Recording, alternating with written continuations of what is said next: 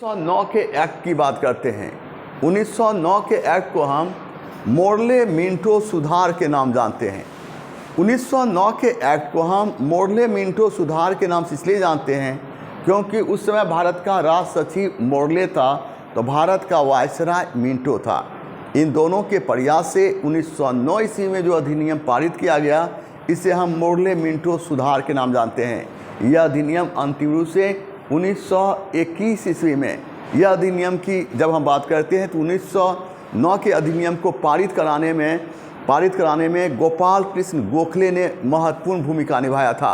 1909 के एक्ट के तहत मुसलमानों के लिए पृथक निर्वाचन की मांग को स्वीकार किया गया था और यहीं से भारतीय राजनीति में पहली बार सांप्रदायिकता का प्रश्न उभर कर सामने आया था। 1909 के अधिनियम के तहत पहली बार अंग्रेजों ने भारत में फूट डालो शासन करो की नीति को अपनाया था। 1909 के अधिनियम के तहत भारतीयों को पूरक प्रश्न पूछने का अधिकार दिया गया। पूरक प्रश्न उसे कहा गया जब एक प्रश्न के उत्तर देने के बाद कई प्रश्न उभर कर सामने आना। आपसे प्रश्न पूछा जाएगा कि 1909 के एक्ट को हम किस नाम जानते हैं, इसे हम मोर्ले मिंटो सुधार के नाम जानते हैं।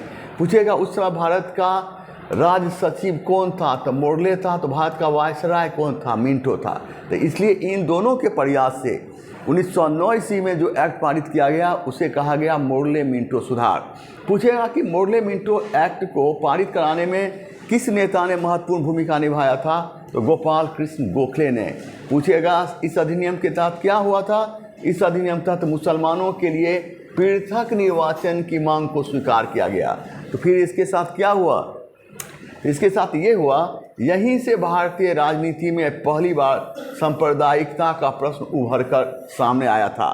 पूछेगा इस अधिनियम तहत अंग्रेजों ने भारत में किस नीति की शुरुआत की, तो इस अधिनियम तहत अंग्रेजों ने भारत में पहली बार फूट डालो शासन करो की नीति स्वीकार प्रारंभ किया था।